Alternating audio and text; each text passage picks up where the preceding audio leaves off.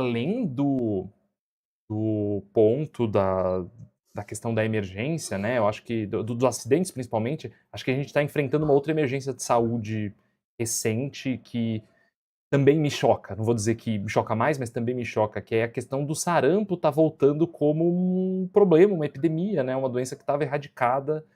Obviamente, né, é um reflexo aí do negacionismo das vacinas, mais uma das heranças do desgoverno anterior, mas que eu sei lá, eu queria te ouvir um pouquinho sobre isso. Rapaz, eu tenho no meu podcast, as pessoas podem procurar, se eu não me engano, tá lá por volta do episódio 47. É uma série contando a história do artigo que falou que vacinas causavam autismo, que é justamente o cara falava justamente com a tríplice viral, que ele atacava principalmente a parte do sarampo. E era um cara assim, sujo, sabe? E é um cara que demorou, ele publicou o artigo em 98, todo fraudado. Teve que um jornalista ir atrás das paradas para conseguir começar um processo. O cara só foi. E é tipo assim, né? O cara não publicou o artigo sozinho, era ele, 12 autores. Três foram os principais responsabilizados. Dois desses três principais responsabilizados não aconteceu nada. Um deles perdeu o CRM dele lá na Inglaterra, mas depois recuperou e continuou dando aula normal. E o único que Uhum. ficou o cara mais marcado disso daí, virou um herói para a comunidade antivacina, que falou que ele estava sendo perseguido, ele virou diretor de filme, tem acho que 2 filmes sobre ele. Então, assim, a E vida dele poderia tá muito bem ótima. virar deputado aqui no Brasil se Poderia, quisesse. com certeza, ele. Assim, demorou, né? 98, que foi o artigo que ele publicou, demorou 9 anos para ele ter alguma repercussão um pouco negativa sobre isso, né? Ele fraudou porque ele estava em conluio com os caras lá, porque ele queria criar um laboratório, que o problema dele é que aquela vacina específica, a tríplice viral, causava autismo, que ele dizia. E aí ele estava propondo uma forma de diagnosticar uma doença nova que seria secundária a essa vacina, e ele ia ter o método diagnóstico e o laboratório para fazer uma nova. Ele já tinha pronto uma patente nova de vacina de sarampo, porque ele ia falar que a dele não causava autismo. Então, se vocês quiserem olhar lá no podcast, eu acho que é o episódio 47 por aí. Acho que é do 47 ao 50, se eu não me engano. Então, se a hora que acabar a sua parte aqui, se você quiser depois encontrar e pôr no chat, ajuda o pessoal. Mas se não, procurem aí. E assim, é uma tristeza, assim, né? Porque eu fui para Cuba no ano passado e eu conversei, tive a oportunidade de conversar com a médica lá e uma pesquisadora de lá e perguntei sobre o movimento antivacina lá, como é que foi para vacinar a população. E basicamente ela falou assim: olha, em Cuba não existe movimento antivacina.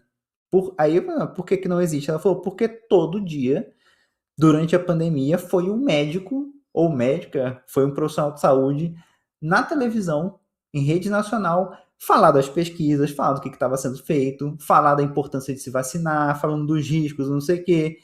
E assim, a questão do movimento antivacina é porque basicamente não, eu entendi isso lá, que os movimentos eles se criam porque eles encontram repercussão positiva, assim, né? Tem Uhum. uma galera maluca lá fazendo um negacionismo de vacina violento, e não tem uma resposta institucional que teria muito mais poder para ficar martelando, e tem que martelar na cabeça de todo Uhum. mundo todo dia falando assim: gente, tem que se vacinar, tem que se vacinar, tem que se vacinar, tem que se vacinar. Cara, é muito difícil você encontrar hoje em dia campanhas assim efetivas que estão o tempo todo que está aparecendo no teu feed, no YouTube, no TikTok, no Instagram, no Facebook, na TV aberta, na TV fechada, falando: gente, vamos parar com essa parada aí, ó. Uhum.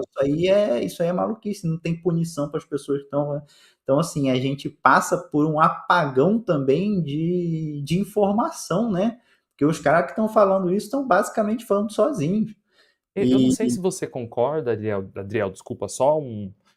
Eu tenho uma leitura de que é isso. Vacina, ela funciona porque ela é uma ferramenta comunitária, ela é uma ferramenta social, né? Porque você pode tomar e não ter efeito, ou você não poder tomar, ou você ter, voltar a não ter a imunidade, porque individualmente a vacina ela tem uma eficácia baixa. Ela se torna tão importante quanto ela se torna quando a sociedade toma. Então, Eu fico pensando que uma sociedade tão individual, tão liberal, tão que preza por esse sujeito que pode tudo, perde um pouco a dimensão do quão importante é a gente conseguir olhar não só para o um, mas para o todo, enquanto sociedade, sabe. Para mim, me soa meio que um sintoma até esperado de uma sociedade que se tornou egoísta, se tornou individualista, ela não entender a vacina.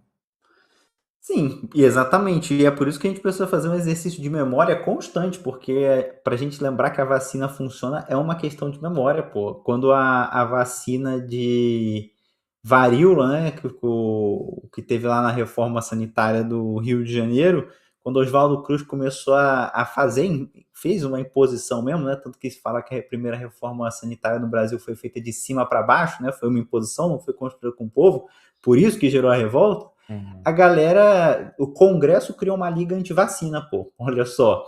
E aí a obrigatoriedade da vacina caiu, sendo que já existia uma obrigatoriedade antes, mas essa obrigatoriedade nova caiu. Só que isso foi, se eu não me engano, em 1907. E aí, uma galera tinha sido vacinada, e em 1908 veio um surto de varíola e começou a matar todo mundo que não estava vacinado. Aí a galera fez o quê? Pô, vamos se vacinar então, né? Porque a memória estava muito viva, as pessoas viam as pessoas, os seus parentes próximos, seus amigos, seus vizinhos morrerem, sabe? E aí a gente não gostaria que, para o pessoal voltar a se vacinar contra sarampo, que elas precisassem ver quem elas amam morrer, sabe? Uhum. E porque assim, já foi provado que funciona, e aí você quer uma reprova, vendo as pessoas vacinadas não morrerem e as não vacinadas morrerem. E aí, só para trazer os dados sobre o sarampo, né? Por exemplo, existe um número, um indicador que a gente usa nessas questões de epidemiologia, que é o R0, né? É o quanto que quantas pessoas uma pessoa infectada consegue contaminar num contato.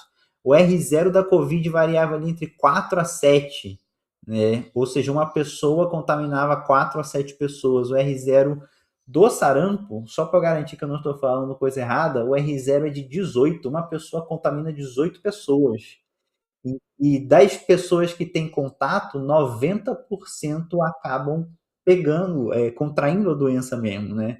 E aí, por isso que a vacinação é importante. E o fato do R0, da gente saber esse número R0 e ele ser muito alto, ele é importante porque ele determina a questão da imunidade de rebanho. A imunidade de rebanho existe, mas ela funciona realmente com vacina. Uhum. Ela não funciona igual aquela maluquice que o pessoal do desgoverno do Bolsonaro lá falou que tem que se infectar para ficar imune. Não. A vacinação, para a gente ter imunidade de rebanho no sarampo, a gente precisa que mais de 95% das pessoas estejam vacinadas, pelo menos 95%, né? É o que a gente espera. Com as duas doses. A gente conseguia antes chegar, até 2015, a gente tinha a vacinação passando por mais de quase 100% das pessoas da primeira dose. Da segunda dose, a gente é perto dos 90%. Mas depois de 2015, isso começou a cair muito, muito mesmo.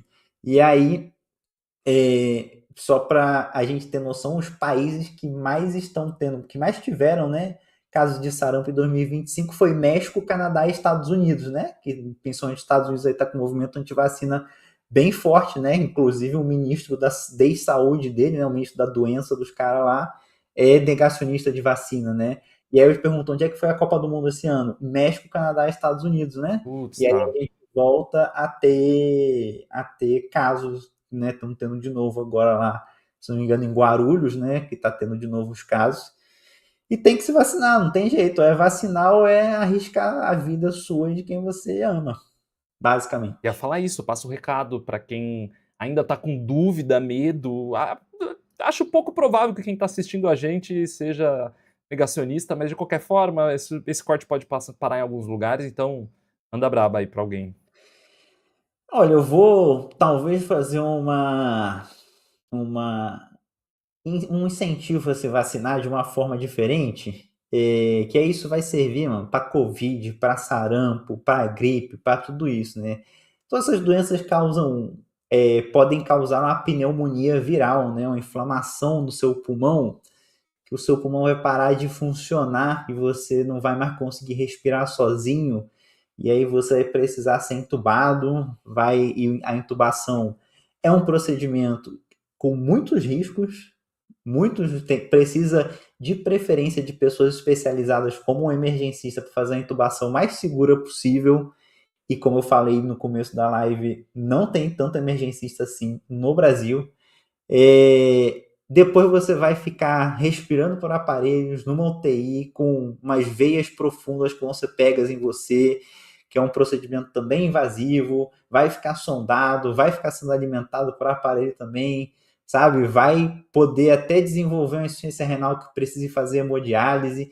Então, assim, entre isso e tomar vacina e possivelmente ter uma reação que você vai ter uma febre, uma dor no braço, e sabendo, inclusive, que a pessoa entubada, a pessoa grave, assim, precisa, inclusive, de um leito de UTI, que não é uma coisa tão disponível assim, eu prefiro arriscar a vacina, sabe? Acho que o risco-benefício ali na vacina tá, ó, Mas e se eu muito virar bom mesmo. autista? Aí vai ser... Aí a gente conversa com a equipe de acessibilidade do Sameca, porque se você virar autista, o mundo não acabou. Inclusive, ele pode ficar muito mais interessante também, né? E não vai acontecer. Não vai acontecer, exatamente, né? Eu tô entrando na sua onda, mas assim, não, você não vai ficar autista. Se você tiver dúvida se você vai ficar autista ou não, ouve meu episódio lá do podcast, o episódio 47, você vai ver como isso tudo é uma farsa, uma fraude que era só para um cara ganhar dinheiro, foi uma desgraça mesmo. É isso, gente. Vacinem-se, sem frescura, todo mundo.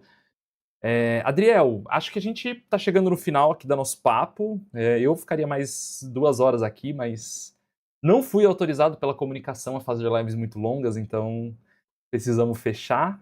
Passa um recado final aí pro pessoal, manda os agradecimentos, um beijo pra Xuxa. Gente, obrigado aí para quem acompanhou. Obrigado para minha mãe aí, que eu vi que ela tá no chat. Vejam procurem aí meu podcast, né? Se jogarem Adriel Abreu, Medicina e Emergência, vocês vão encontrar lá. E vacinem-se, evitem se expor ao risco da motocicleta, principalmente. E é isso, gente. A gente tem que ter noção de que basicamente tudo na nossa vida é saúde e tudo é economia e é política. Essas coisas não andam desvencilhadas. Sempre faça um exercício, foi isso que acabou me tornando a pessoa que eu sou hoje. Faça um exercício das coisas mais banais que vocês vejam na sua vida. Qual que é o impacto econômico disso? Qual que é o impacto de saúde disso? Tem alguma coisa política por trás? E aí vocês vão começar a parar de ser enganados, possivelmente por muita ladainha, muito papinho que tem por aí. Enfim, é isso. Espero que você Muito tenha bom. um bom fim de semana.